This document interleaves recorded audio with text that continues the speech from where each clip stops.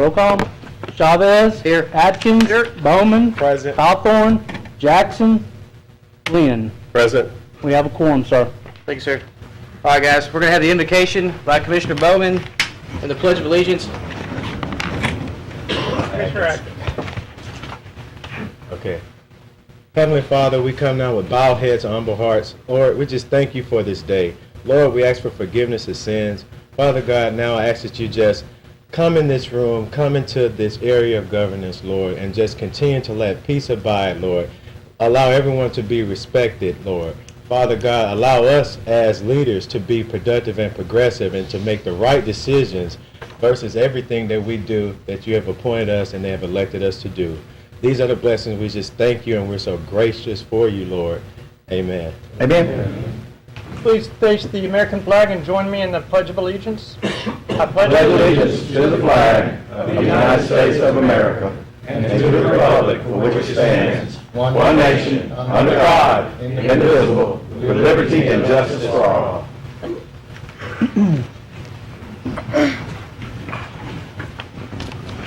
Mr. Chairman, I would like to remind the audience to please turn off your cell phones and remove all hats during the meeting.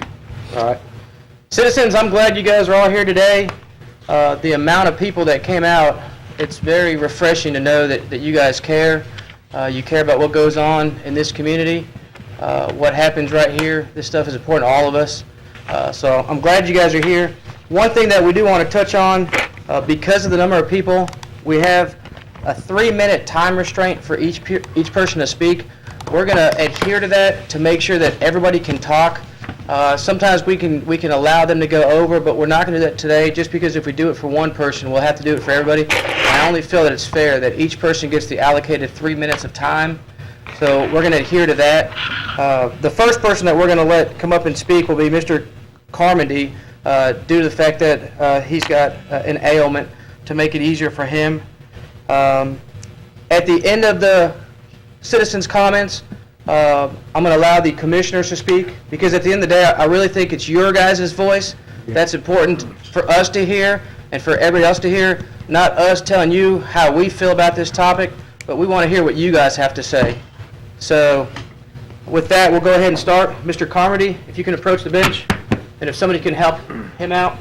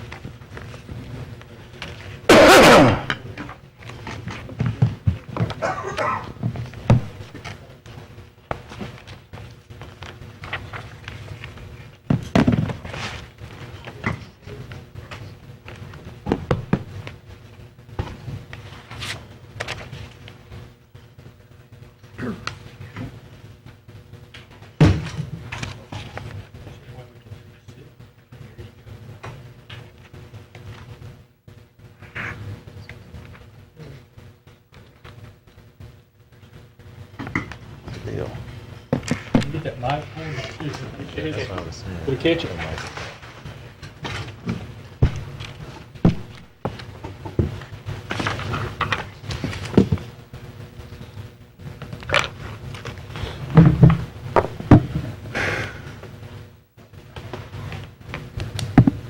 Good afternoon, and thank you to the Commission for accommodating me, and I appreciate it very much. My name is Arthur Carmody, Jr. I'm a lifelong resident of Shreveport, having been born here in 1928, and have lived here continuously. Other than going off to school, I have lived here all of my life. I've lived at 255 Forest Avenue for 65 years. And I dearly love this city, and I hope that the remarks that I make, which have to do with the illegality of the ordinance, which you're considering today, will result in the killing of the ordinance, and that this will not be a divisive issue in the future to try to tear us apart.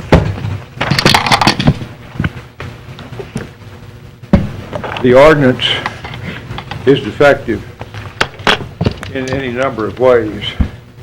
Start with the title. The title is in capital letters and has 41 or 42 words in it. And all of us in this room today know that the reason for the ordinance is to get rid of the Confederate Monument on Texas Street in front of the courthouse here in Shreveport.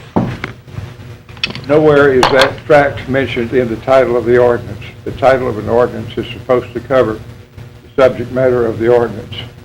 The subject matter that brings us here today is not covered in the title. That makes it defective.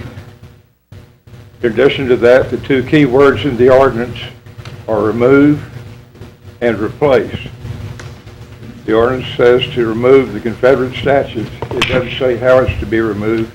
If you remove something, you have the power to remove it. And if you have the power to remove it, you can in effect destroy it. You could put a ball and chain on it. You could do whatever you wanted to with it if you had that power. But in addition to the word remove, there's another word that causes problems, and that word is replace. If you replace something, you take it from one place and you put it to another place.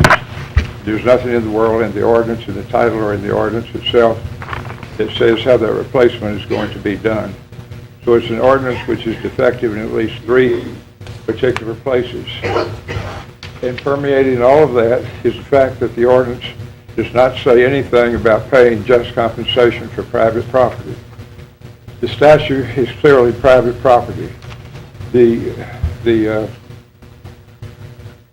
email, not the email, but the position paper of the commission on the internet shows that the property belongs to the Daughters of the Confederacy. It does not belong to the commission. It does not belong to the city, state, or parish.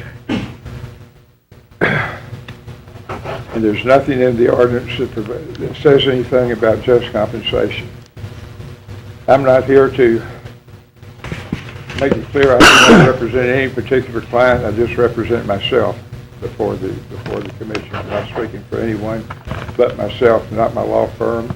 10 seconds, Mr. Carmody. And BLM, which was called Wilkinson, Lewis, and Wilkinson when I joined it 63 years ago, and been there ever since. That's 3 minutes, sir. Sir, That's 3 minutes. 3 minutes. That's it. Can I have 30 seconds? It wouldn't be fair to the rest of I apologize. All right, well, thank you all, and I hope you will give this ordinance the fate that it deserves. Miss Wendy Vance will be next. Thank you, Mr. Carmody. Thank you.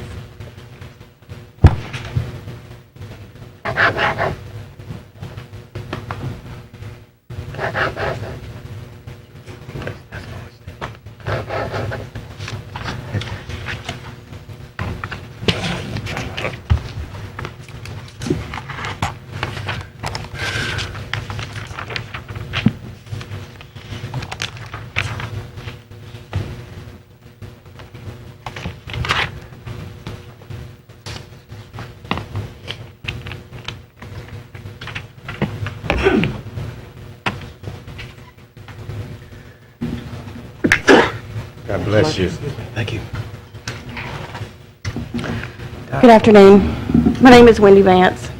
I spent a better part of my life restoring, preserving, and defending Your history. address, ma'am? Sorry, We need your address. 414 Dalzell Street, Shreveport. I spent a better part of my life restoring, preserving, and defending history. And that's why I'm here today. A lot of people want to make this monument about race. Okay, let's do that. Yes, the Civil War happened. We can't change it. Yes, slavery happened. It was terrible. We can't change that either. The Declaration of Independence was written by a bunch of white guys. You still can't change it. The National Anthem was written by yet another white man. You still can't change it. One of our first U.S. flags was sewn by an old white lady. Can't change that either. And last but not least, Shreveport itself was founded by an old white captain. You can't change that either. And before anyone comes at me saying, you wouldn't understand, you're a white Southern lady. You're right, I am, but I'm Irish. And you see, Irish people understand too. We were slaves long before anyone else, except for the Hebrew people. My people were beaten, raped, and murdered by British nobility. And yes, we came here under our own accord to get away from starving to death. But when we got here, it was kind of no better than Ireland.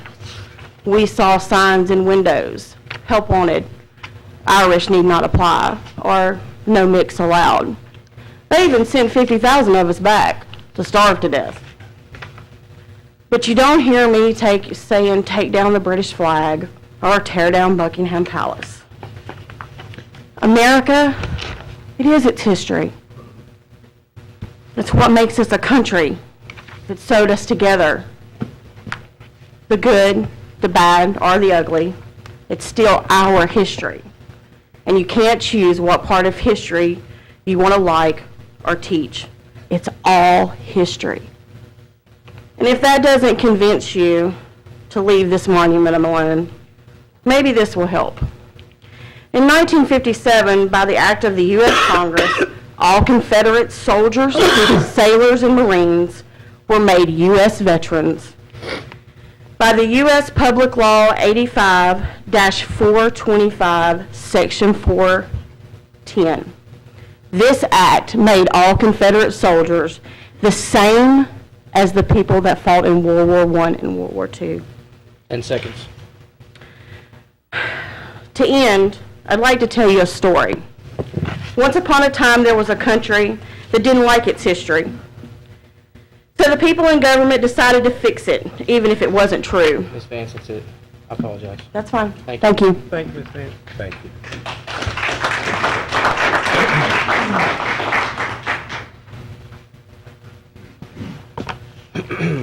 Mr. Jim Lindsay.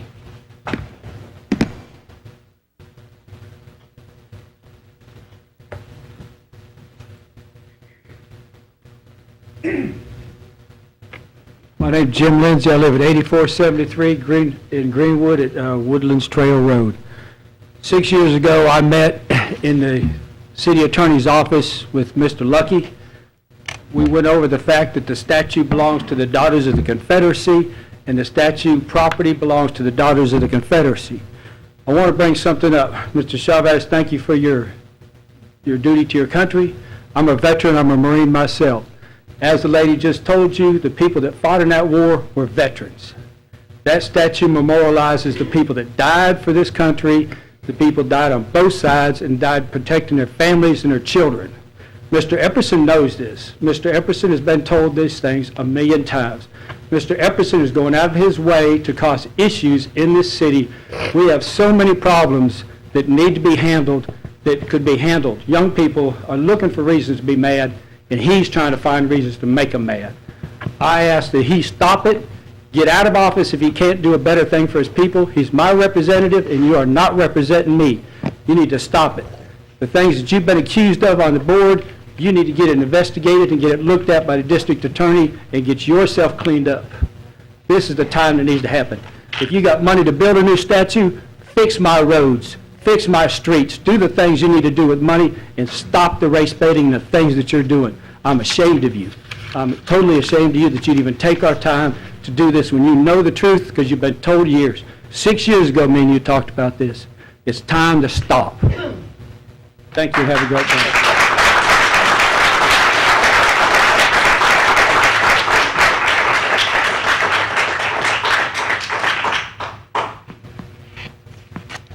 Mrs. Susan Turk.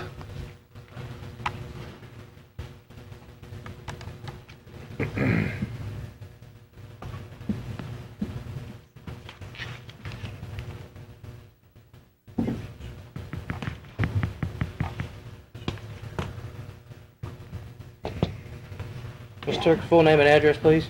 Hello, thank you for having me. I'm Susan Turk. I live at 8804 St. Clair Drive, Shreveport, Louisiana, 71118. First of all, we don't need to remove a statue or a monument to erect another one. That's financially unfeasible. We could use that money and improve for other priorities. I represent the citizens of Southern Hills community. I am president of the Southern Hills Homeowners Association. We are a diverse community.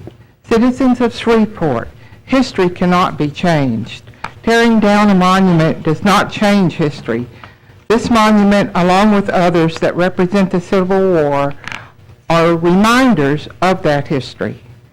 This is what we learn from. We can't remove what has happened in the past by removing it from history books or tearing down monuments or changing the names of buildings that were named after people that fought for what they believed in. You are who you are because of the people that fought before you. Be proud of who you are. Be proud of how far you have come. Learn from their sacrifices. Thank you.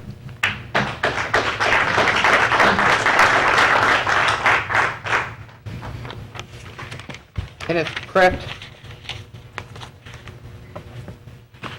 Mr. Kraft, your address? Kenneth Kraft, 157 Archer Avenue, Shreveport, 71105. My comments are very brief, Mr. Chairman, and before I begin, you might want to call the next person so they can be ready and save a little time.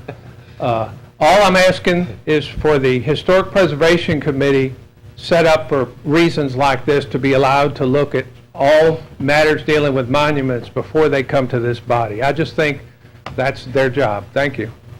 Thank you, sir.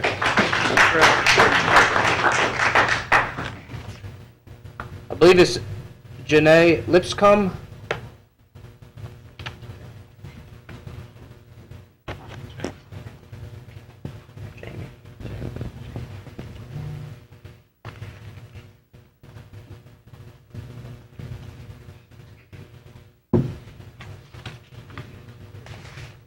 I'm Janie Lipscomb. I live at 490 Ockley Drive, 71105. I'm against removing the memorial at the courthouse.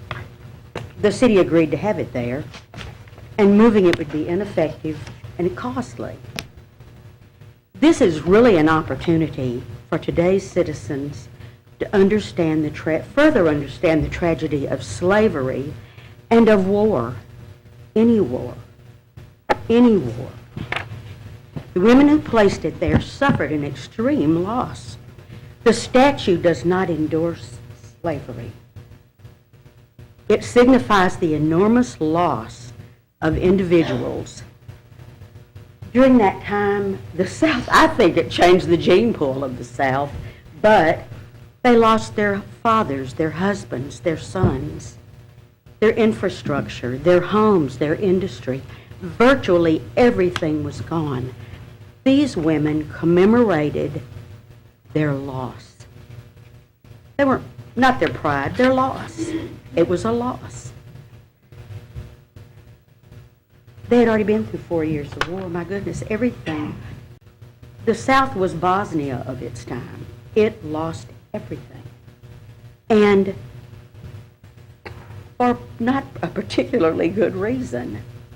But in our present day diverse culture, it's not possible for us to remove everything that offends someone, because everything ultimately offends someone.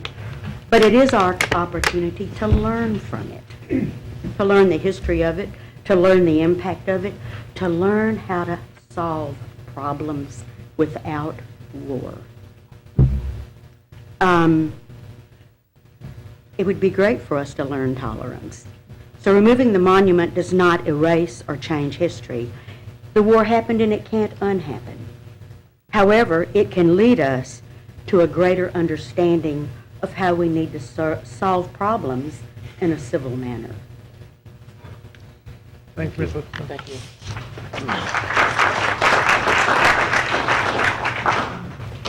Mr. Ron Chatlian.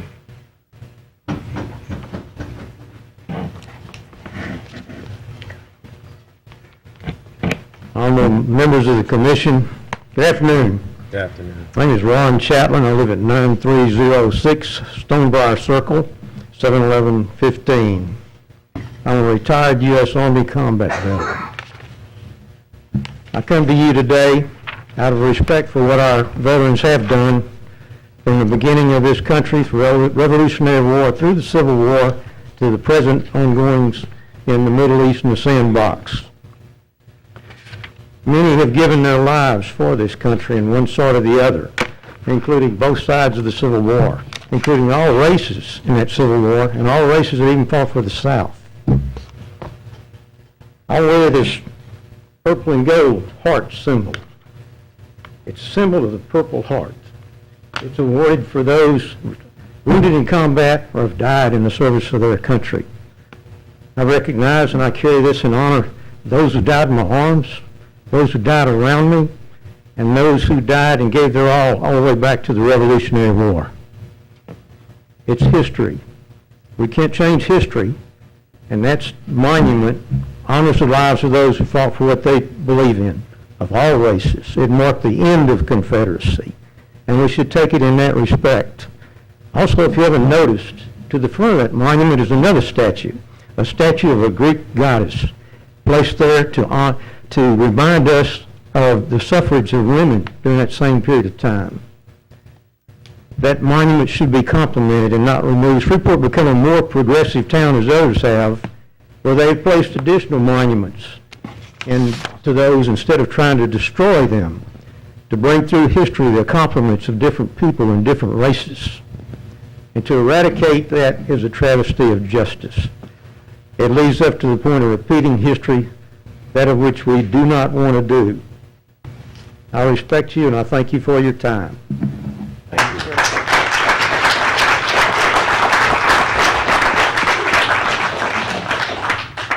Ron, thank you for your service. Mr. Charles McMichael. Charles McMichael, 7994 Blanchard Fur Road, 71107. First of all, what this ordinance pretends to be about. My oldest uncle, my father's oldest brother, Monday, 72 years ago, was in a submarine guarding the English Channel on D-Day. I have the utmost respect for those submariners, but surely there's a place for this monument to go, maybe Veterans Park, at little or no cost. So that's not the real issue here. The real issue is that 37 tons of stone that sits over on Texas Street. Well, what is it really? Of course, there's all the legal arguments about who owns the land and who doesn't. I think the UDC has a good claim, but that could only be handled in court for real. And that would probably cost maybe a couple $100,000 to do that. So you've got the money involved. And, you know, I'm sure you as commissioners know that the money to work on parish projects is hard to come by at times. So there's the legal and the money. This is the history. Caddo Parish has been a parish for 178 years. For 110 years, that monument has stood there. It doesn't just represent our history, it is part of our history, the monument itself. As is mentioned earlier, Confederate soldiers are American veterans. You may not agree, and we could have a big debate about what the war was over, but this is not what the issue is here. It's about what the monument represents. It does not represent an ideology. It represents the sons and husbands and fathers who answered the call of their community to serve. And under U.S. law, they are United States veterans the same as any other. Many men from Caddo Parish lie in graves known but to God and far-off places from Caddo Parish. That hunk of stone, as the late great historian Eric Brock said, is a cenotaph. It is a tombstone for those who do not have one. In my opinion, to take down this monument is to desecrate the grave of a veteran. And in fact, this monument is inclusive, not divisive. Confederate soldiers came from all ethnic backgrounds, all religious backgrounds, races and creeds, you name it. Even from Caddo Parish, the highest ranking officer from Caddo Parish, who was mortally wounded at Vicksburg, happened to be a member of Shreveport's Jewish community, named Leon Dawson Marks. So we have a monument to veterans. There may be people who believe the Vietnam War was evil and bad, or that Iraq or Afghanistan is, but we have learned a lesson from Vietnam, and that is to separate honoring our veterans from what we believe was the political reasons that they fought. 10 seconds, So- Charles. So thank you, and please, let this end now.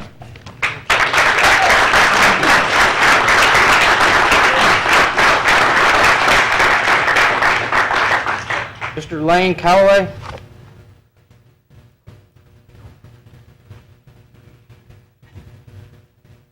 And guys, for all the people that came in late after we took up the cards that have turned in your cards, we're doing them in order that you come in.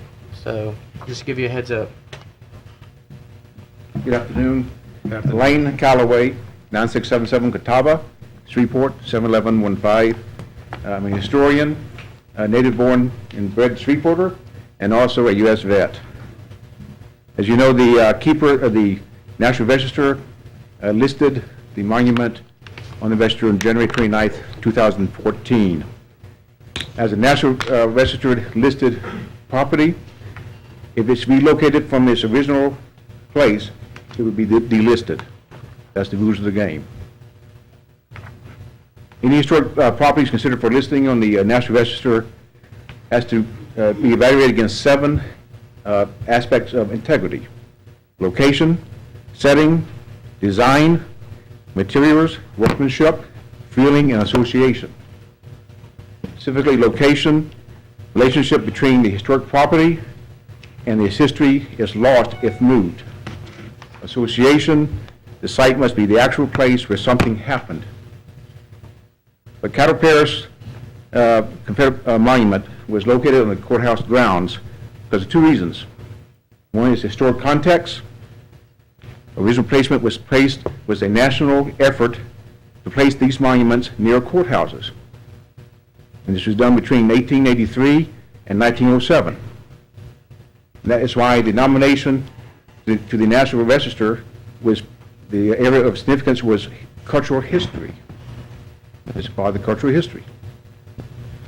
Secondly, it is an authentic place of historic significance. It symbolizes the very place where antebellum America ended, with the last Confederate state government lowering the Confederate flag. As well, it's also a symbolic of the start of modern America. So my advice, as you consider the pros and cons, is that this historic object is the official title, is a historic object for the National Register, denotes an authentic place of historic significance. And to relocate the monument would break the historic context of the monument with this location and this history. Thank you. Thank you.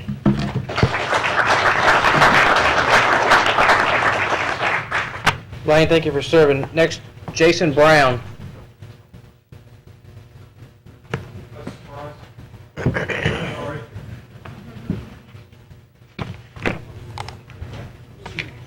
Hi, Jason Brown, 858 Prospect Street, Shreveport, Louisiana, 71104.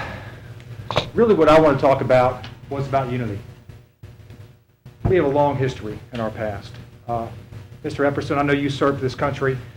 Our forefathers, my grandparents came together with you and yours, with your family. My parents came together with yours and fought for this nation. Our forefathers fought together, not just in Iraq and Afghanistan, currently, not just Vietnam, not just Korea, not just World War II, but World War I, the Spanish-American War. It goes on, back to the Civil War. This is a historic monument dedicated to veterans. And I don't want to reiterate the importance of the women who erected this statue. They're the ones who brought this statue and created it and built it, to denote their suffering. But what I come back to is if our forefathers were able to put past them their differences 50 years ago, 75 years ago, 100 years ago, more than 100 years ago, why can't we put those behind us today? Because the reality is there's so much for us to do as a community. We're not done growing. We have a lot more to do to make this city a better place. It's not made a better place by removing history, removing monuments, or changing something in the past. It's about moving forward from this point, just like our grandparents moved forward together back then in World War II to fight a common enemy, to fight for this nation. I just ask you to take that into context, consider that when you go back, and think about the importance of what it represents. And it's not just a representation of just a monument. It's not just a Confederate memorial. It is a monument to all of us. It's a monument to where we've come from and how far we've come. And I was thinking about recently Barbara Norton, I guess, got into a little bit of hot water down in Baton Rouge with her comments about the Declaration of Independence. And it's important for me, when I saw this, I said she has a point.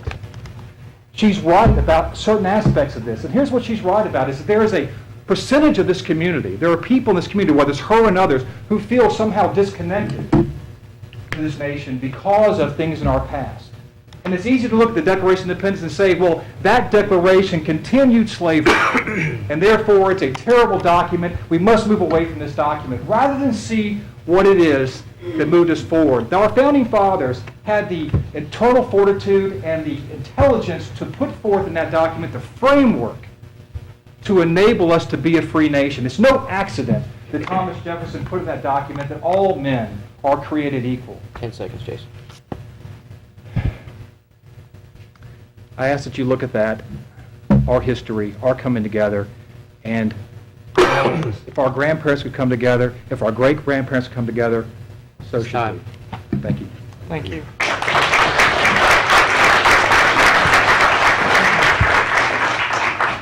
Mr. Gary Joyner.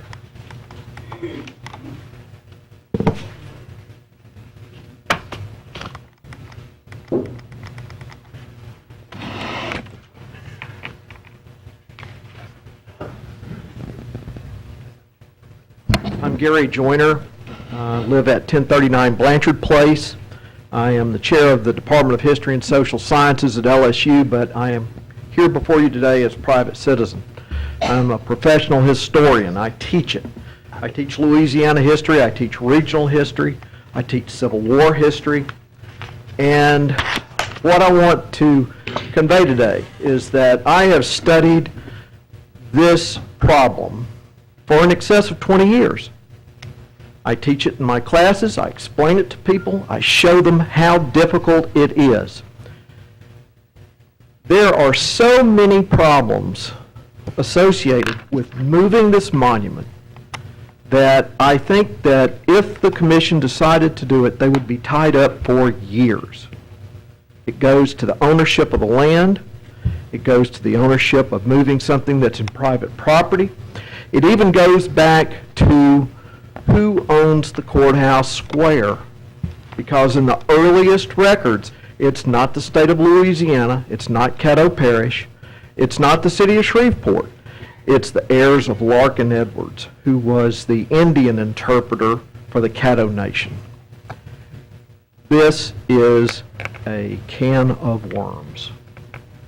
The next thing, the monument does not glorify the Confederacy. If you look at it closely, it marks the last place that the Confederate flag flew over a public building in the South. It also marks the beginning of the modern era, the first day for Reconstruction or a modern America.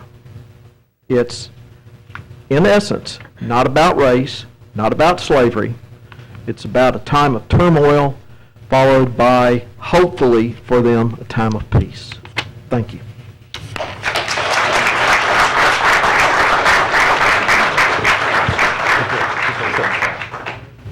Ms. Patricia Becker.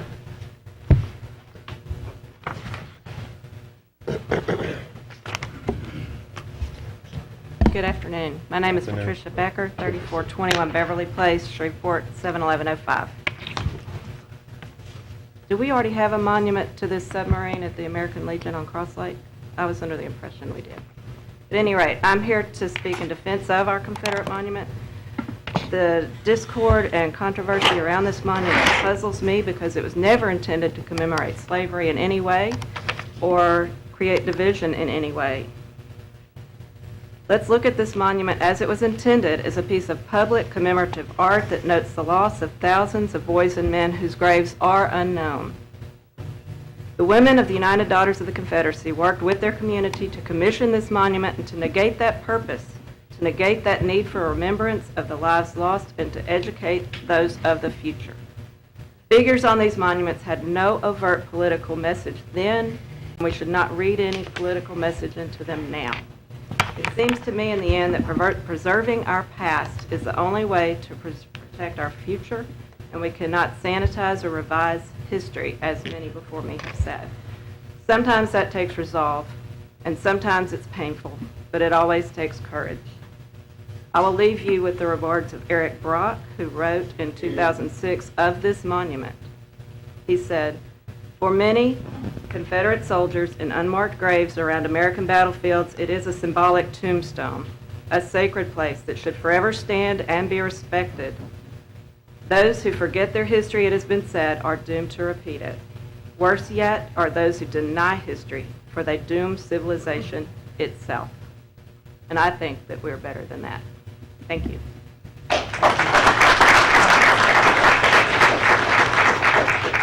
Jackie Nichols.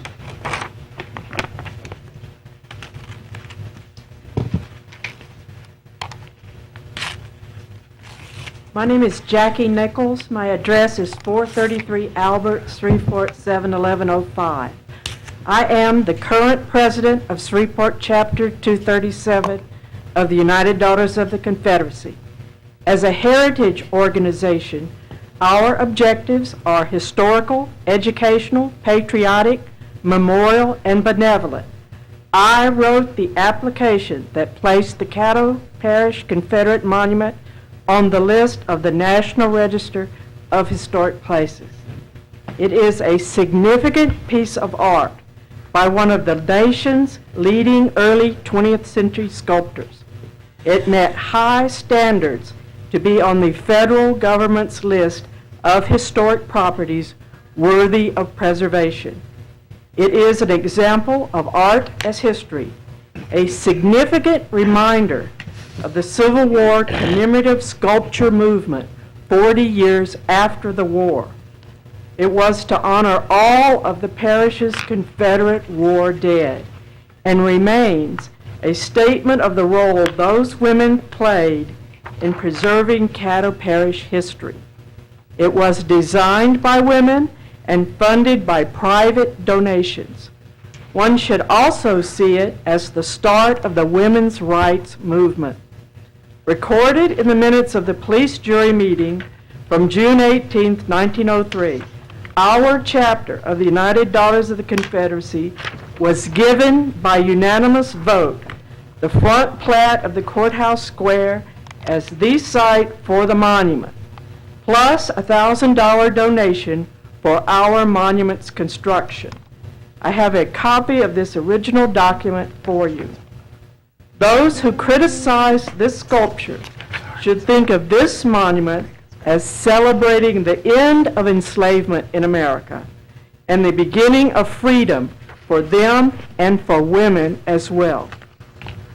For those early daughters of the Confederacy, erecting this monument was a way to cope with the death of their men and a permanent way to encourage future generations to study that period in history, to study, not remove, our shared history. Thank you.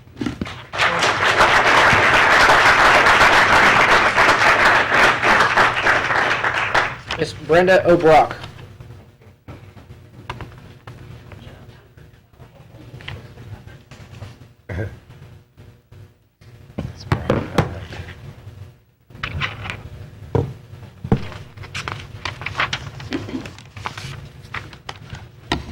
Thank you for having us speak first. I'm used to going to meetings and they put me at the very end and I'm here for hours. Brenda O'Brock, 248 Lake Point Drive, Shreveport, Louisiana. I love my state. I love my country. I love Caddo Parish. I'm going to start at the end of my notes here, and I'm going to just go, I'm going to mention some names here of people from just one arm of my family tree who died in the Civil War. Thomas Burns, who died in the Battle of New Orleans in the Civil War, April 1862, at the age of 30 years. The three children of Shadrach Hammond Morris and Mary Sarah Nelson Morris. William Gideon Morris, killed in Gaines Mill, Virginia, June 27, 1862. He was 26 years of age. Christopher Columbus Morris, killed in the Battle of Chickamauga, Georgia, September 20, 1863. He was 21 years of age. Amon Perry Morris, killed in the Civil War, August 19, 1863, at the age of 37. I come to you today with a spirit of unity. Ken, you and I have worked for good things in our city. Back in, 1991, we worked on the advocacy committee to bring us a new health unit. I have worked in my city to bring good in it, and it would be a very good thing to leave this monument alone. I want to say that I hope today's meeting, another monument comes out of this. Let me tell you a little something about a black woman I admire so much, and I would love to have a monument somewhere in our state of Marie Therese Coincoin Matwire. She is a black woman who was a slave. Her parents were slaves from Africa. They lived in Caddo Parish, and it's a mystery to me. They don't know where Marie Therese Coincoin is buried today, and that's so strange to me, because she was a businesswoman. She was a wealthy businesswoman. She was a slave who owned 100+ slaves. She not only owned slaves, but she built monuments like her sons, and she had a lot to do, well, they built Melrose Plantation. There are records of her putting 300 bear skins and 2 barrels of bear oil and a lot of bundles of tobacco on her own dock to go to New Orleans. How in this world did this woman do this 178 years before any women of color, any white women, could even vote? And 80 years before the Emancipation Proclamation. 1 out of 5 children go to bed hungry in our city. 2,548 are homeless. We don't have the money to be talking about removing monuments. Let's keep our monuments and let's move forward.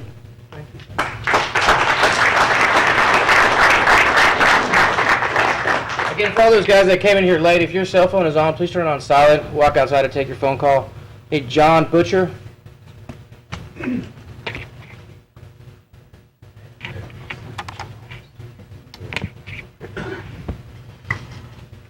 Hold out.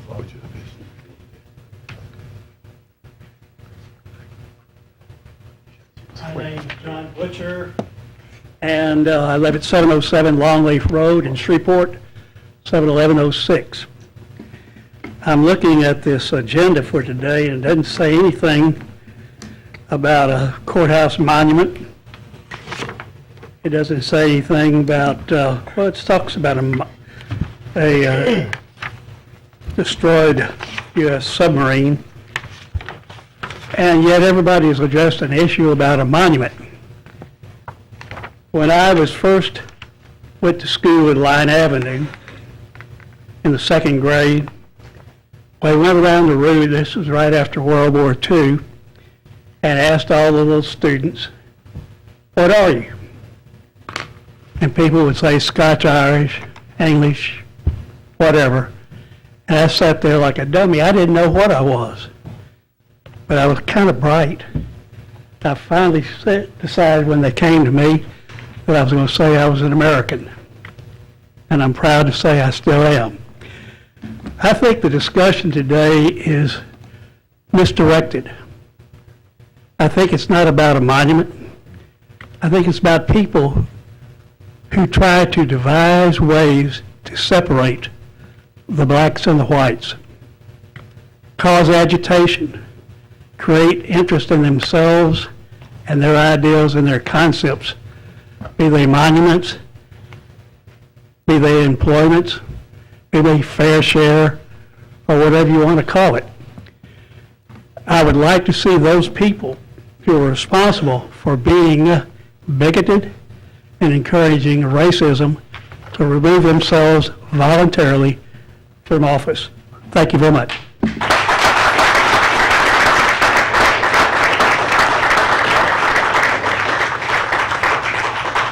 John B. Atkins. John's your family?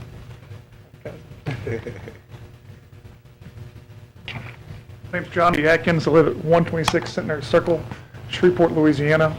I detest public speaking, so you can see I'm pretty adamant about coming out here today and speaking against any removal of the Confederate Monument. I believe this is a slippery slope. Whatever linkage that this has to slavery may be slight, maybe a little more than slight. But if we remove this monument, then we might as well remove the Alamo, slave owners fought there, the Washington Monument, the Jefferson Memorial. It's a never-ending process of revisionist history that once we go down that road, there's no stop to it. And I think we need to be the government entity, the people that put a stop to it, that go on to more important things than this divisiveness and this silliness. Thank you very much.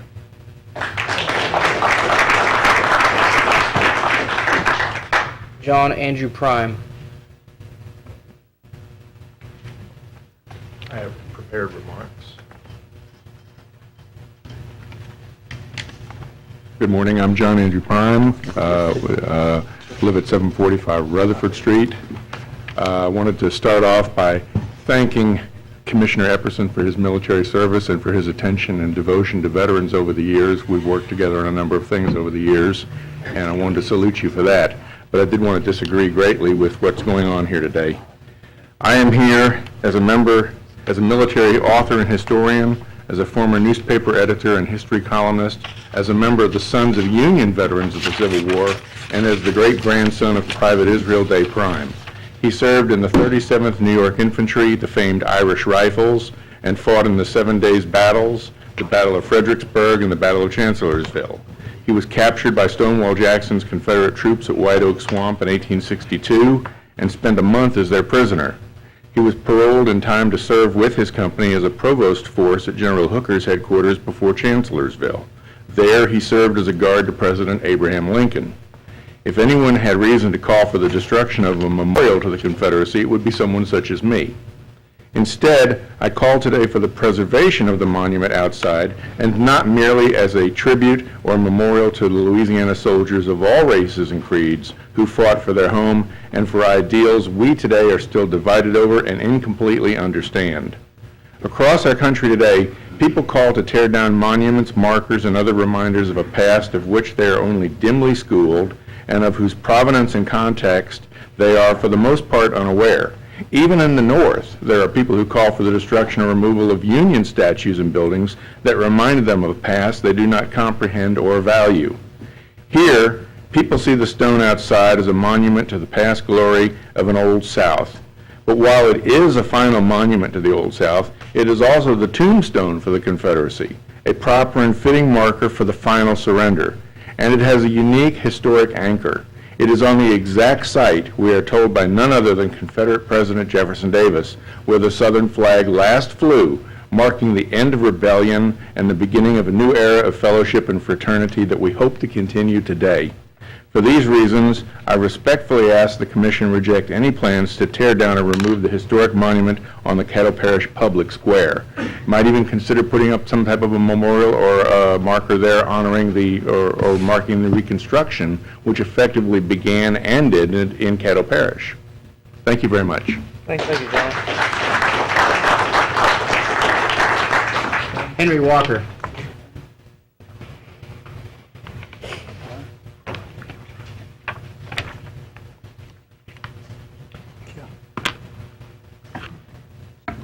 Henry Walker, 71106, 441 Drexel Drive.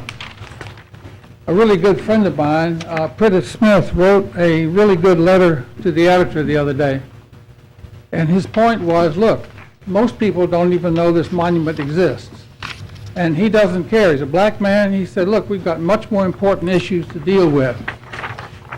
That letter, I don't disagree with anything he said in that letter. But here's the problem. There is a severe legal problem with where it is. I would like the monument to the lady that pointed out the statue is real art, and we can't destroy them.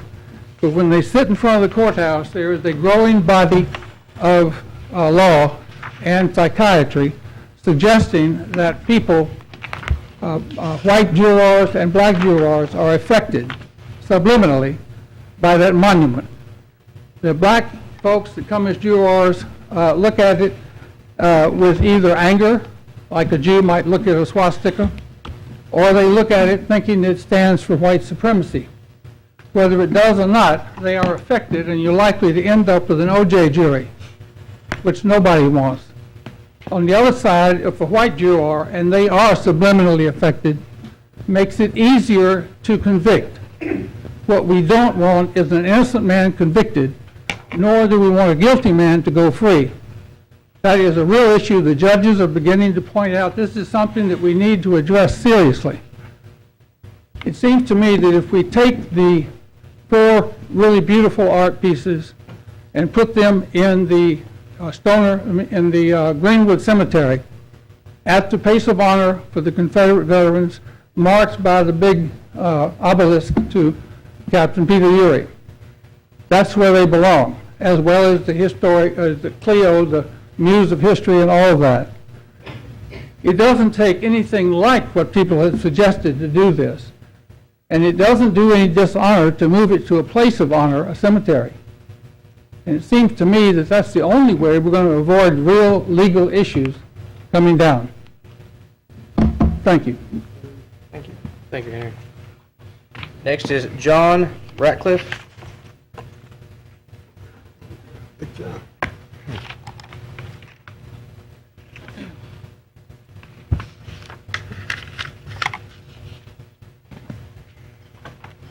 Thank you for allowing me to speak.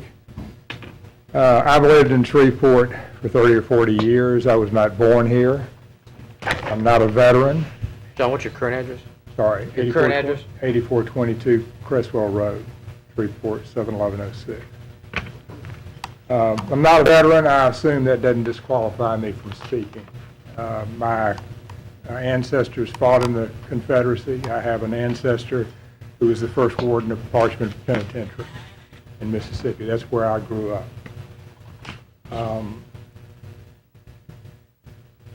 I don't really disagree with anything that Henry just said. I didn't know what he was going to say when he got up here and spoke. I don't really disagree with that, but I would point out an alternative thing that might be done, which actually has been touched on by some other people, and that is what I think would be a helpful thing, that would be a unifying thing to do, would be to have monuments to heroes of the civil rights movement as a counterpoint to the Confederate memorial. There are 2 things about the Confederate memorial, it seems to me, historically, that are true. One is it is a memorial to the Confederacy and to the Confederate veterans. It's not a memorial to the Confederate veterans and the Union veterans. It's to the Confederate veterans.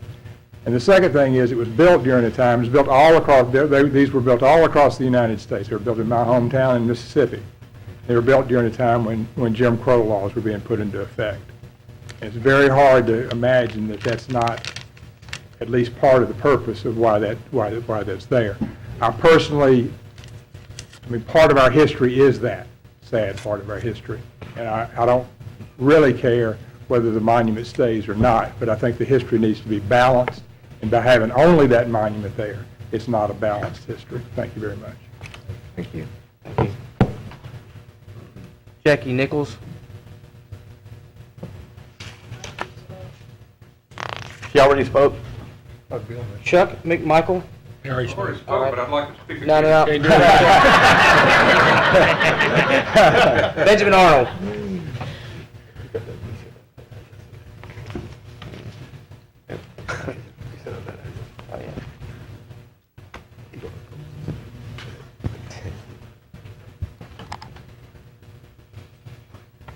Benjamin Arnold, 9516 Cinnamon Drive.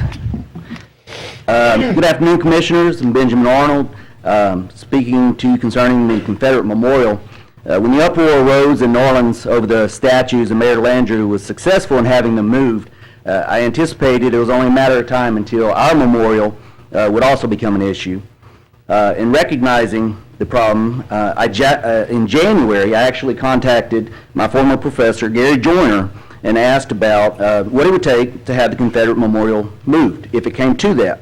He felt very strongly it would be unlikely, but mentioned the possibility of having a memorial built on the other side of the courthouse, honoring the contributions of Black Americans to the construction, reconstruction, and rebirth of our nation. Whereas the Confederate Memorial sits on the west, where the sun lowers itself, on the east, we raise a memorial that is a marker for solidarity and new growth.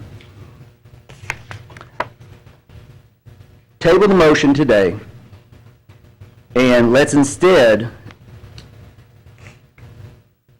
encourage a movement among the people. Rather than the government paying for this memorial that I'm proposing, let the people contribute the money as they so see fit, and the commission match dollar for dollar the money. That way the people will have a sense of ownership in this memorial, in this new memorial, and it removes the entire racial innuendos that are so divisive and really remove the opportunity for discussion.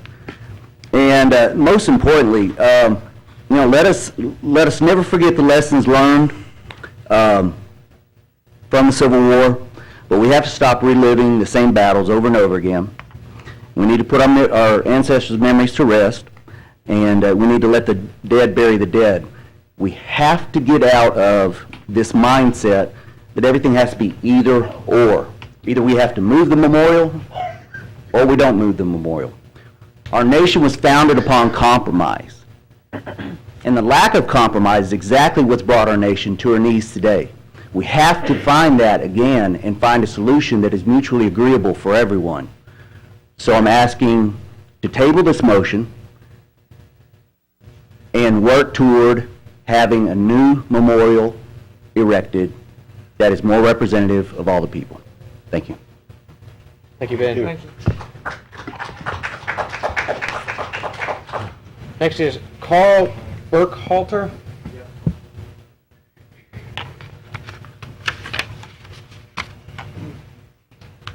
My name is Carl Burkhalter, 1713 Irving, and I just want to say I'm not insensitive to the black people that were murdered in Charleston that started this latest wave of anti-Confederate sentiment.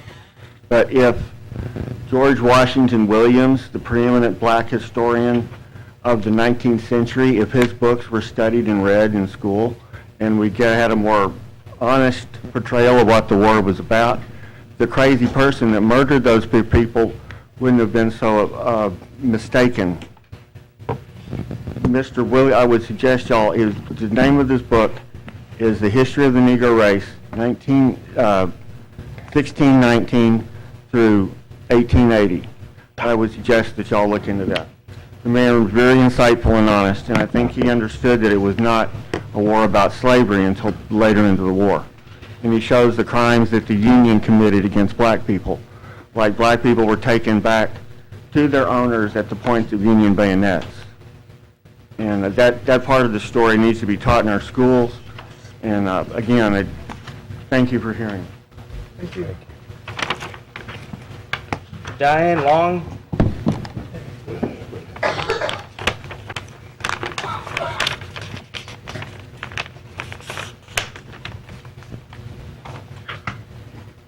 How is everybody? All right. Good afternoon. Long day? My name is Diane Long. I am a resident of Shreveport. Actually, I live in Bossier, but I've been a resident of Shreveport on and off almost all my life. So I'm pretty familiar with this area. Diane, what's your address? And it's 1214 Whitehall. My address for my business is 400 Travis Street, Suite 1701. So I have a lot of vested interest in Shreveport. I have come today to sound a critical alarm. You ask why? I speak to the Commission about the removal of the Confederate Monument of our Caddo Courthouse.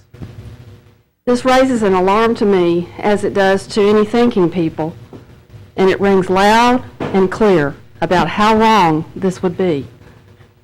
It recalls to me some of the words from the pages of the frightening but truthfully poignant dystopian novel written by George Orwell, 1984. In the novel 1984, the main character, named Winston, works in the Ministry of Truth. His function in the Ministry of Truth is working for the ruling party. He is required to alter historic records of all kinds to fit the needs of the party.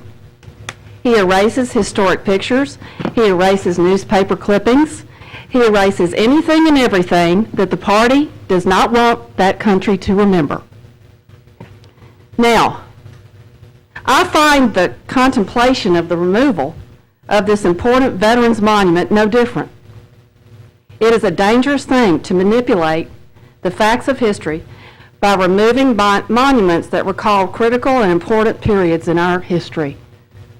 This manipulation, which in this case is removal of a veterans monument, is a misguided means of control by local government. The facts of history still will remain. One can never truly remove history without the use of negative social engineering. Therefore, I call foul regarding this movement, or whatever you want to call it. I call foul.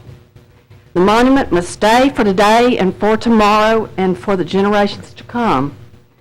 If this monument in some way burdens you by looking at it, then I suggest you look away, because it represents our society that we can only learn from our own accurately recorded history. Do the right thing in representing our area. Put this bad idea away and never recall it again. Thank you.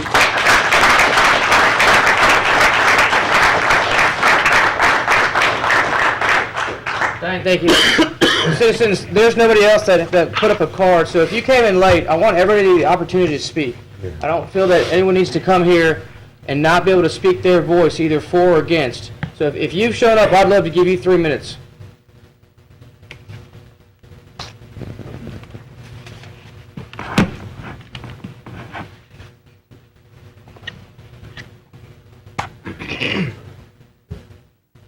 After you, sir.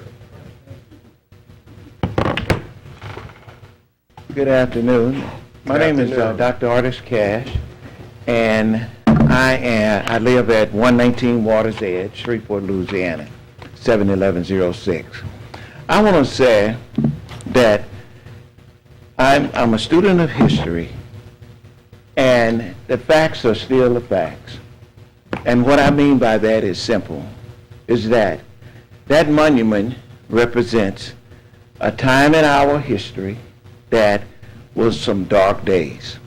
And what I mean by dark days is that that monument represents people that were traitors to the United States of America. There's no way you can get around that.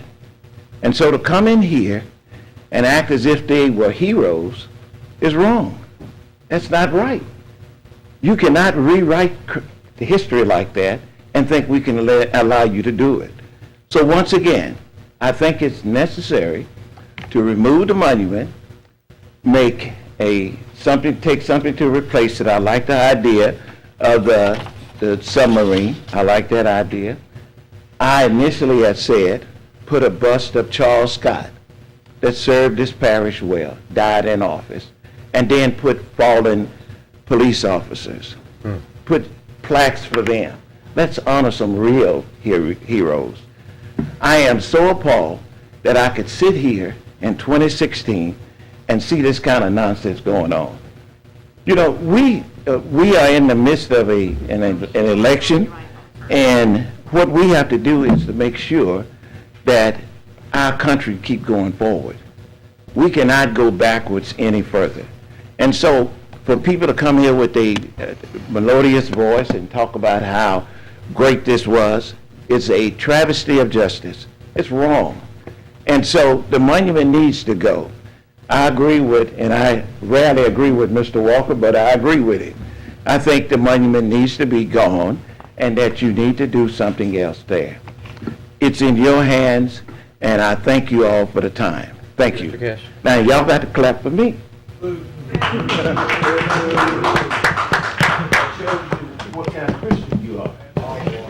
My name is John David Long. I've lived in Shreveport most of my life. Hey, guys. Let's have some order. I've lived in Shreveport area all my life. I work at 318 West 70th Street, Shreveport, Louisiana. I thank Mr. Efferson for his service as a fellow veteran. All 8 of my great-great-grandfathers and all of their brothers and sons and cousins of military age served. They were all poor, immigrant, Irish dirt farmers who had homes and families. And if the label I wear for them is traitor, please call me traitor at any time. But they were poor men who lived poor lives, who defended their homes and families. You want the word traitor? I'll give you the name of the greatest traitor ever, Abraham Lincoln, who wrote a document that said, perhaps you might have heard of it, but never read it, called the Emancipation Proclamation, which in part says, as the states and parts of states wherein the people thereof respectively are this day in rebellion against the United States, the following to wit, Arkansas, Texas, Louisiana, except the parishes of St. Bernard, Plaquemine, Jefferson, St. John, St. Charles, St. James, Ascension, Assumption, Terrebonne, Lafourche, St. Mary, St. Martin, and Orleans, include the city of New Orleans, Mississippi, Alabama, Florida, Georgia, South Carolina, North Carolina, Virginia, except the 48 counties designated as West Virginia. Also the counties of Berkeley, Accomack, Northampton, Elizabeth, York, Princess Anne, Norfolk, including the cities of Norfolk and Portsmouth, in which accepted parts are for the present left precisely as if this proclamation were not issued. Ladies and gentlemen, I ask you, if it was about slavery, why is it the man freed no slaves in the areas he controlled and had no power to free slaves in the areas he did not control? You're the victims of a lie, and that's the greatest lie, is to say that poor men who fought to protect their homes and families died to protect the interests of slavery. Have a good day, i.e., thank me, traitor.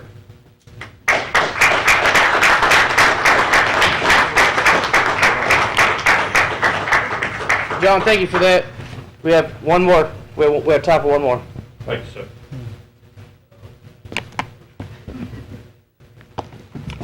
Name and address. I'm Andrew Stevenson, 9534 Overlook Drive, Shreveport, 71118. I wasn't going to speak originally, but listening to all this, I wanted to. I had family members that fought on both sides during the war, and so I see both sides. I relate with the southern side because I was born and raised down here. I honor my southern heritage. I think the statue should stay.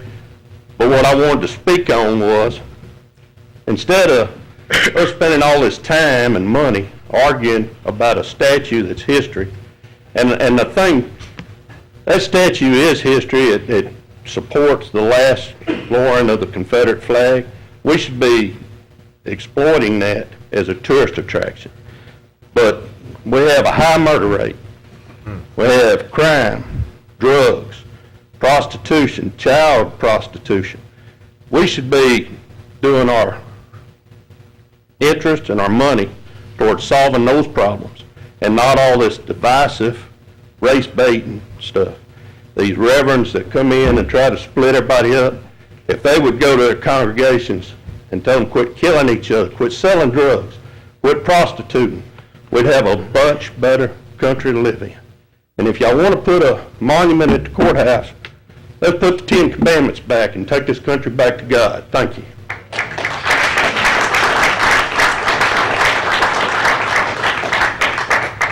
All right, guys.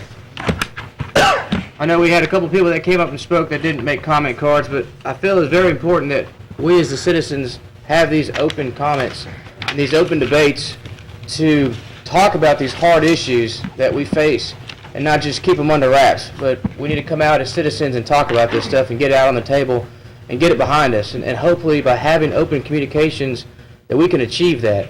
So after you guys have been able to speak, I'd like to hear from some of the commissioners that are around the table on their thoughts on it. And I know they've interviewed a lot of their constituents and they've gotten a lot of earfuls.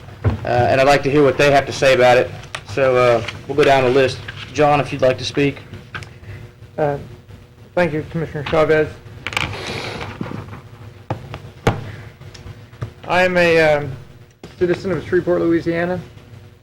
Born and raised here.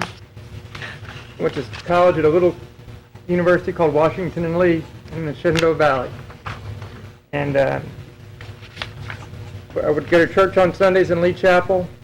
And behind the home in which I lived up there was Stonewall Jackson's tomb. My sister had a reception in the PGT Beauregard home in New Orleans. So history is important to me, heritage is important to me, and it would be hard for me to vote to do away with such a historic monument. Thank you.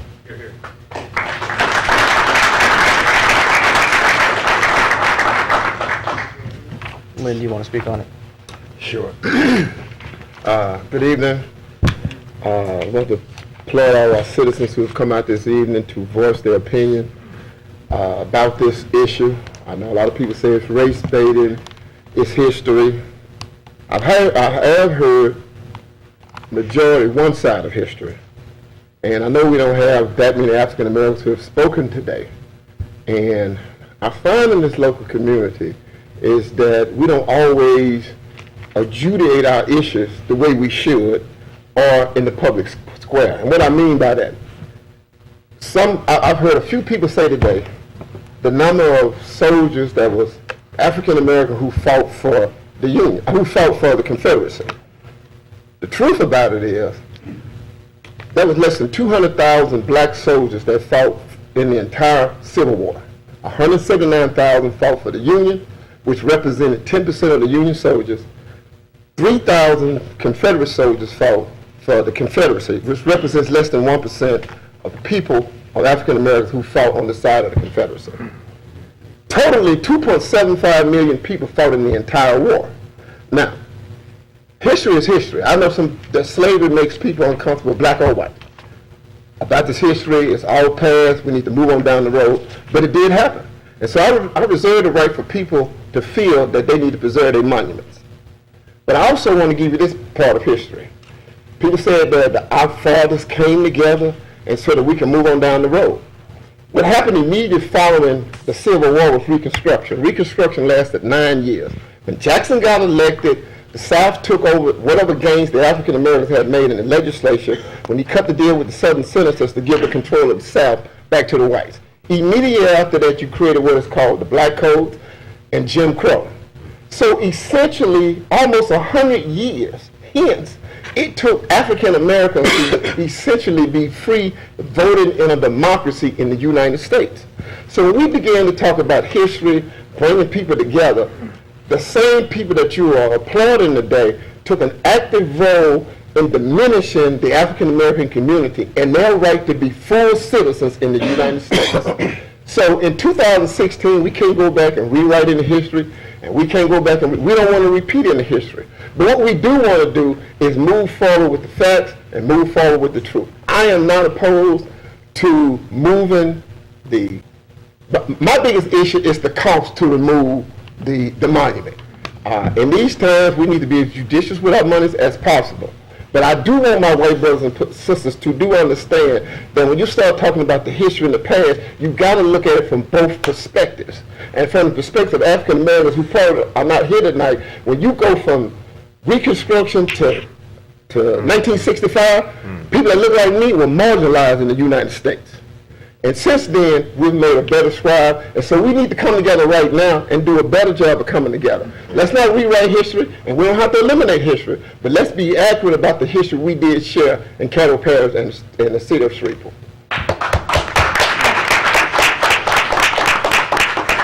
Commissioner Bowman, would you like to speak on this? Yes, I do. First of all, my mother in 2011 was instrumental and led the charge with Commissioner Epperson and the rest of the commission to bring down the Confederate flag.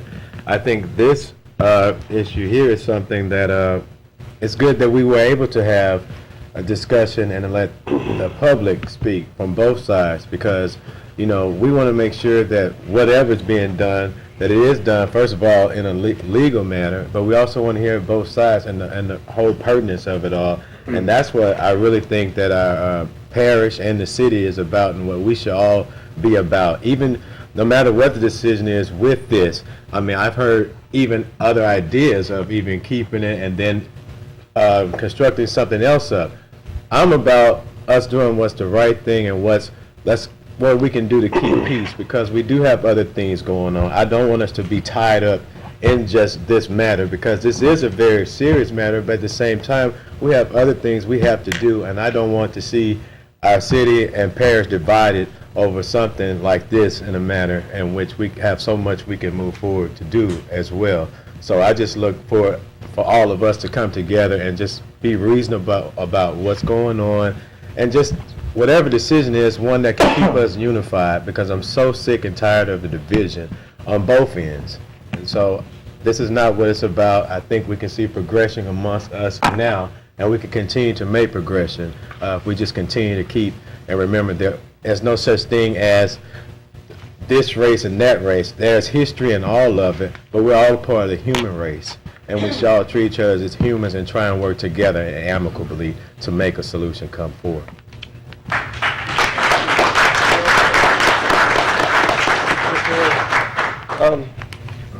Yes, I mean, in everything that we see, including this bottle of water right here, people are going to see different things. One person is going to see a refreshing drink of water. Another person is going to see a Swiss company that is buying all the water rights in the world and sucking our water out from underneath our homes, underneath our own very property, to sell it back to us. And so people can look at one thing and see and get a truth of two exact polar opposites. I hope that we can learn from our past so that we're not doomed to repeat it. And I think that we should recognize that the beginning of civil rights started on that day, and that we must move forward to that. And I do recognize that that is a courthouse, and I recognize that courthouses should have balance. Just like the north side has a monument, I believe that the south side should have a monument, and it should be of equal majesty to the monument on the north side. And I think that on the North Monument, there should be a lesson to be learned. There should be a very plain, simple plaque for everybody to read, that all men are created equal, all women are created equal, that we are all members of the human race, as my fellow commissioners have brought up, and that we are all the same, and that we all bleed red. The top floor of the courthouse is vacant. When you go to other communities, in Louisiana, our number one industry is tourism, and it was brought up about tourism.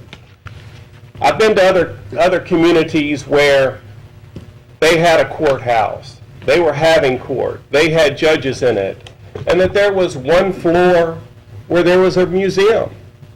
I believe that we could bring people in the bottom floor, put them in an elevator, and take them all the way up to the top floor, and have a museum based simply on civil rights and the rights of all humans for our community, and expand it. I would like to see that. I think that the south side of the courthouse needs a monument of equal grandeur that represents those that have given their lives fighting for civil rights. And I think that that should be recognized. Now, I believe that there should be balance in the courthouse, and I hope that that would create it. And I hope that we could move forward to a museum on the top floor that would then go into great detail about civil rights and the move for civil rights. I would like for all of us to take this here, and everybody who's not here, as a lesson, because we don't want to try to repeat ourselves in the past. We want to move on to the future, and I think that there were a lot of things that were horrible that happened before the Civil War. There are a lot of things horrible that happened after the Civil War, and I would just hope that we could move past that and build something positive for our children and for our children's children so that they will not have to rehash these same issues over and over again. That's all.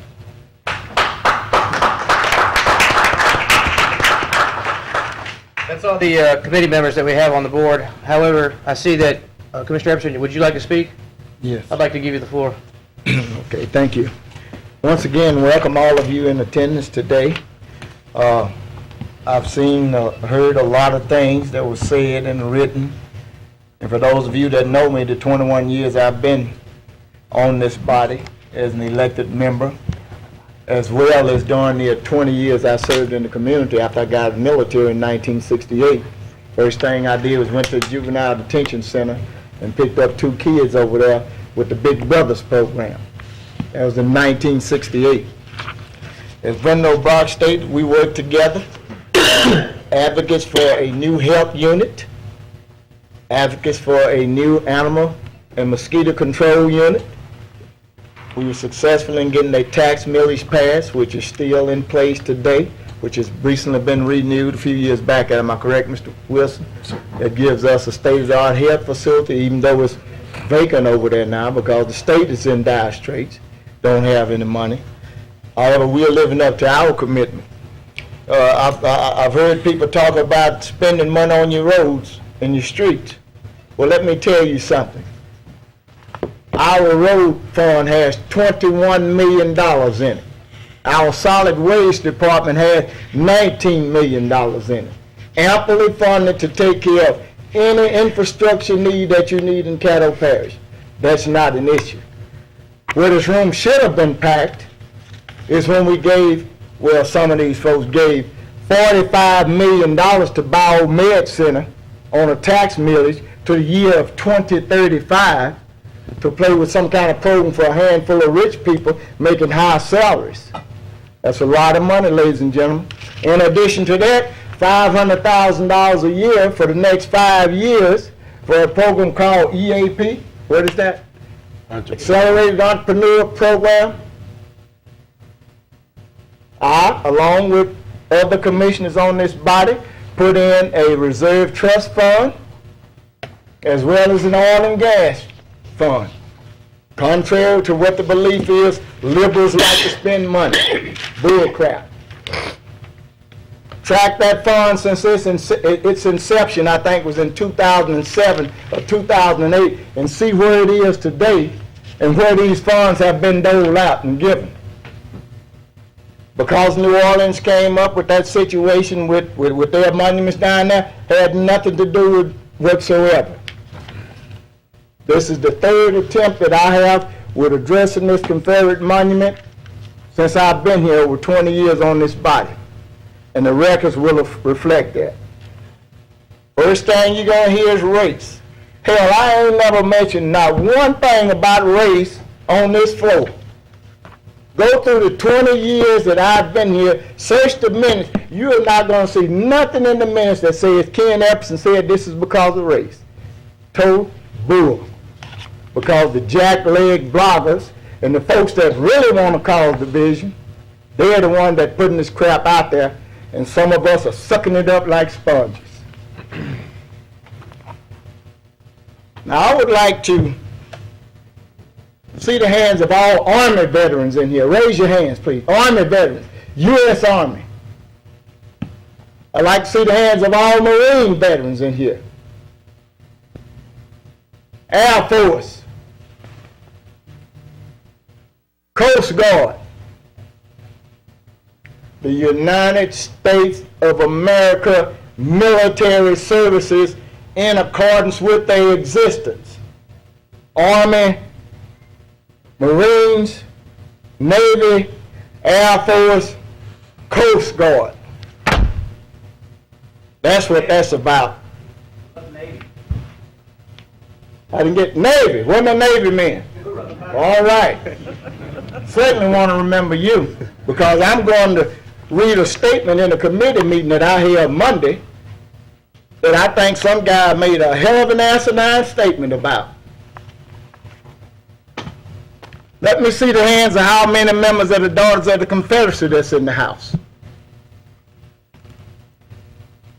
United Daughters of Confederacy. Shreveport Chapter 237, Daughters of the Confederacy. Is that a different organization?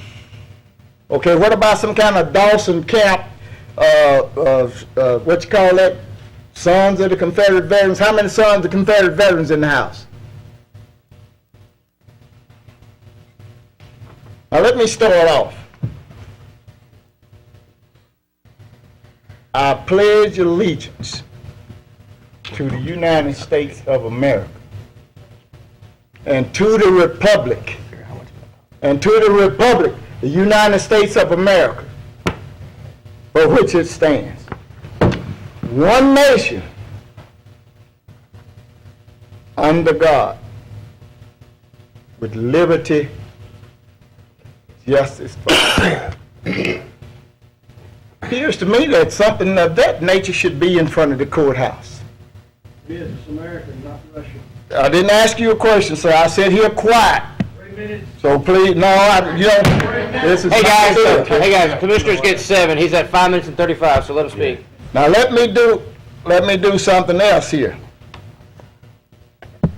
All those people that raised their hands for the 5 branches of the United States military service. Do you remember this?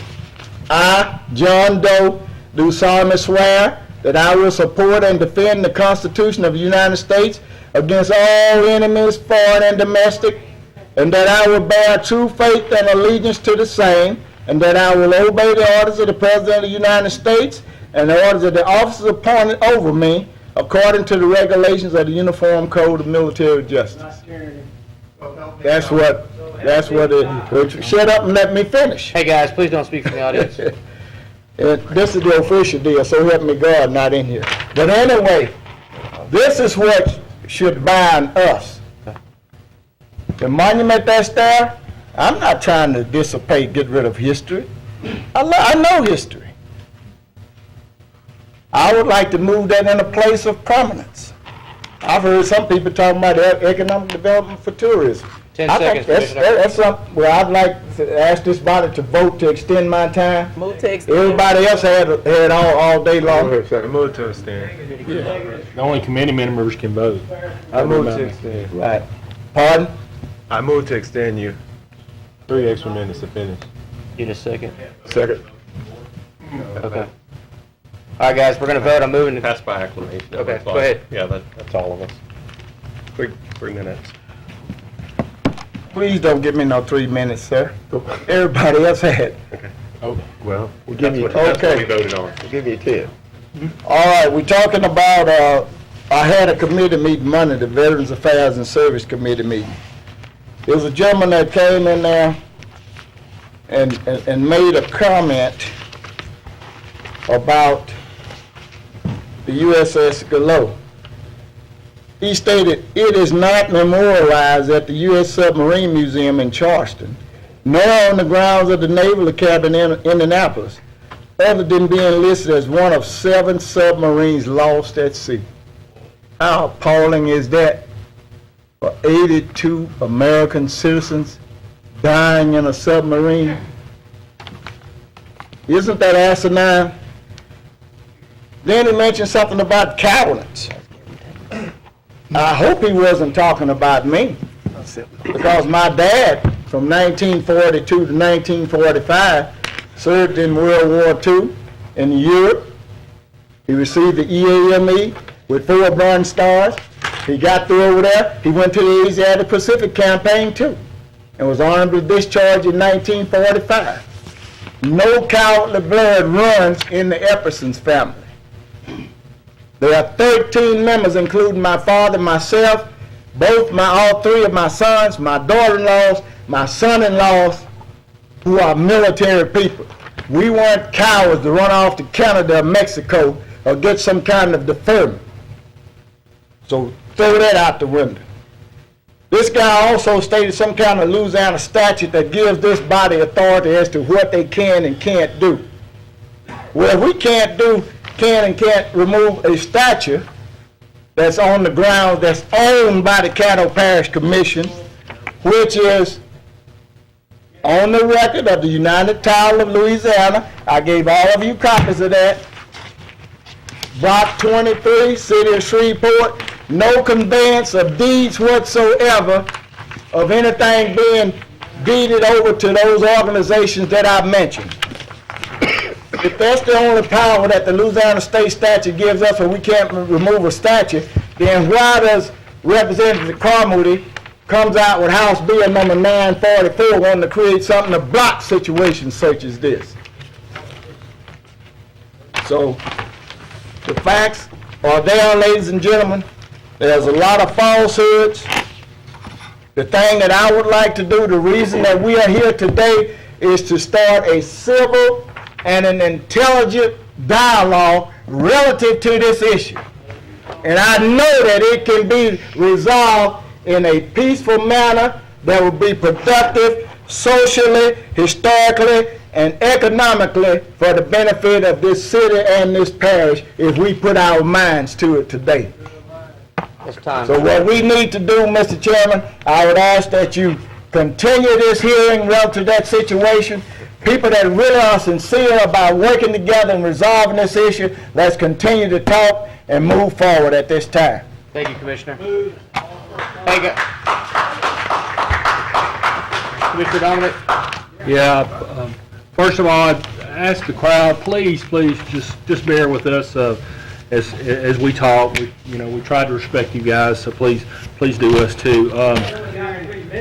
No, I understand. First off, Mr. Carmody, I wanted to personally say thank you for being here today as an attorney, and just knowing that how much you have written voluntarily to the Bar Association, and I'm sure Mr. Walker would say the same thing. Appreciate you. I just wanted to say thank you for being here today. The one thing that I get from the Bar Association Journal is reading your columns, and I really enjoy them. Number two, obviously we can tell and understand that there's difference of opinions and I completely understand that this is to many of us, that this is a historical monument, that it feels like it's attuned to those individuals who fought in the Civil War, that may not have a burial place, but I am open and understanding to the fact that there are members in the African American community that feel a different way. Of course, I have strong concerns about the legality of the ownership of the property, of us being able to move that, of us, the Parish Commission's cost involved, and I think many of you brought up a well-deserving point that there's other things that we need to be spending money on. I think that's truly important. If you don't know right now, the legislature just passed a law that's going to require that the 17-year-olds be tried and held at the Caddo Parish Juvenile Detention Center. And I'm over the juvenile chairmanship right now. And no one probably really read much about that, but that's going to be a big, tremendous cost to us, our parish. So there's a lot of cost involved. There's a lot of cost that and unanswered questions on how much it would be to remove this. I think that it may be a good idea to look at, as some of y'all said, placing a similar monument on the other side. I think one individual had a recommendation, thought it was a great idea of placing a plaque that would better describe what that monument is and what it meant, so maybe it would create or decrease some of that divisiveness. Now, that being said, this has been on our agenda, and I'm not really going to say anything more, but I do agree with Commissioner Epperson on this point that maybe we just need to continue to look at this and study it and see how this goes. But I don't have a vote because I'm not on this committee, and but obviously at this point, I'm not for removing the monument. Thank you, Commissioner.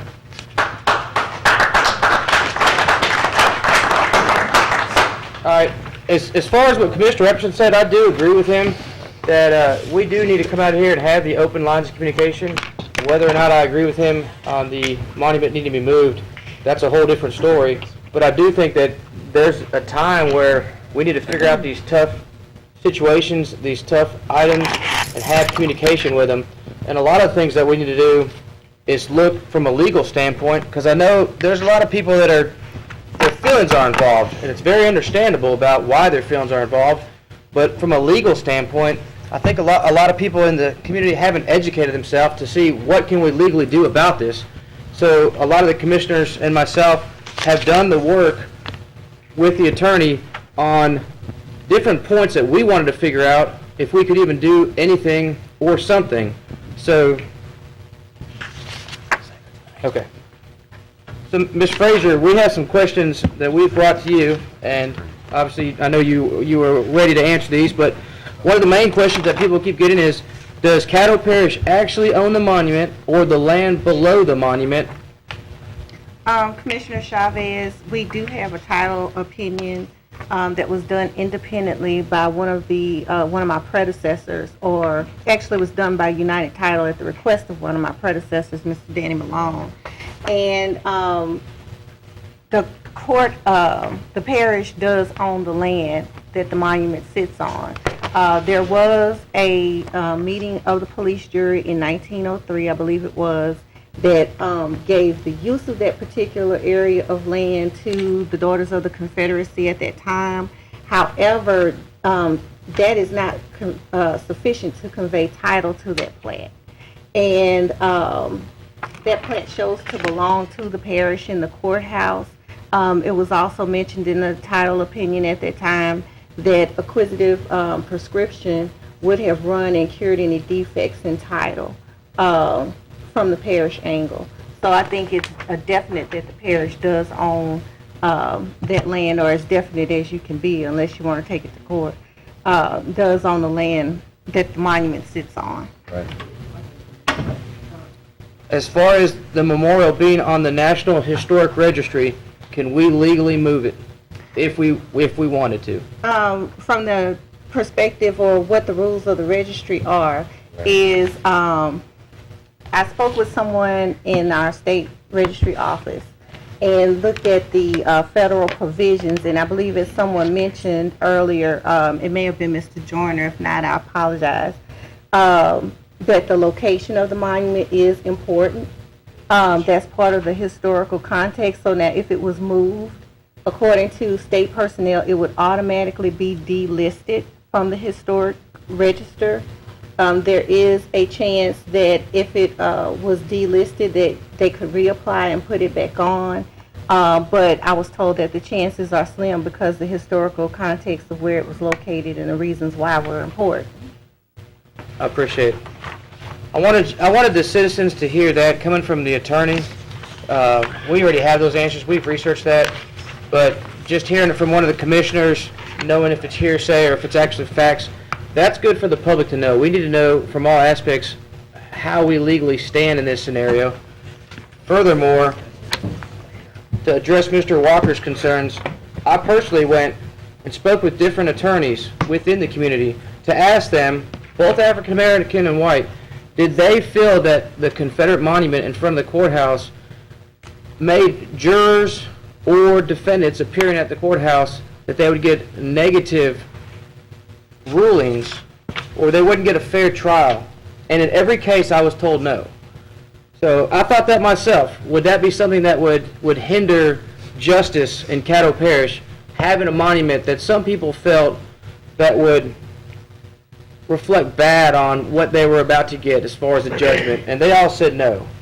So, point of order, Commissioner Chavez, they said no, it would not have a negative effect? Right. So no negative effect? No negative effect. They said that they've never once had anybody voice their opinion that it worried them that was out there. They never saw anything negative about that. Thank you. So, I don't know what it is. right. Commissioner's actually right. The first three attorneys that I asked said that nobody even knew what the monument meant. So that was one thing as far as, I think education is one of the main things that we should take out of this committee, and educating the public on what the monument means, what it is as far as a veteran, what happened in 1957. That kind of leads me over to, yes, I served in Iraq. Do I agree with the reason that I was over there? No. if 50 years from now we deem that we were just over there to steal their oil, not saying that that's why we were there, but if we deem that that's why we were actually there, does that mean that I'm less of a veteran for going over there and fighting for our country? I sure hope not. I sure hope that the guys that stood up and defended Shreveport, Louisiana, that would be called upon to do it again, wouldn't second guess, hey, am I going to be called a veteran or treason? Am I going to face legal battles down the road? Am I not going to be commemorated because I didn't do what I thought I should have done? I never thought that. I appreciate the people that went over there and fought. I appreciate the Army, the Navy, all the people that served over there. This was news to me about these guys being veterans in 1957, so I appreciate that. Benjamin Arnold brought up a good point as far as tabling it. I think besides the fact that we can't come to a resolution today because this is too big of a magnitude, and we also have a commission meeting in 15 minutes, that one of the biggest issues is going to be cost and logistics. If we were going to move it, if it was going to cost, what kind of legal battles? I appreciate the citizens coming out today so we can start the open lines of communication on what's going to happen. I appreciate the views for and against. I think we need to figure out a way to start educating the public on why the monument is there. I think 90% of people walking around downtown have no idea why it's sitting there. They have no idea what it means. They don't know their past. They don't know what happened. So we need to work on that. But we do need to sit back and figure out, can we afford to do anything that's on this? And are there other options that people that have brought this motion forward would entertain? So for a case this big, obviously we're not going to solve the world's problems in 2 hours, and this is not one of them that's going to solve in 2 hours. I do appreciate all you guys coming out. You're welcome to stay out in the hallway. I am going to adjourn this meeting just because we have other things to do. Okay. We are going to take this committee and add citizens to it, so that we can have a citizen committee where we can meet and hear your guys' voice and figure out a real plan of action, so we can have both parts. Committee. It'd be a subcommittee. Go ahead, Mr. Chairman. Okay. Sure. As it relates to the Citizens Committee, what I would like to see is local historians, people who are passionate on both sides of the issue, letting those people convene and kind of hash out the meaning and the history as it relates to the Civil War and as it relates to the Confederacy. So we get that pool of ideas in an open discussion, and so that they can bring back recommendations to this committee. Mr. Chairman, may I just inject a point of information? Very quickly. Okay. I don't know how many of you received, I had sent out notification to all of the groups that would be involved in this neighborhood. For some reason, the media wouldn't publicize it.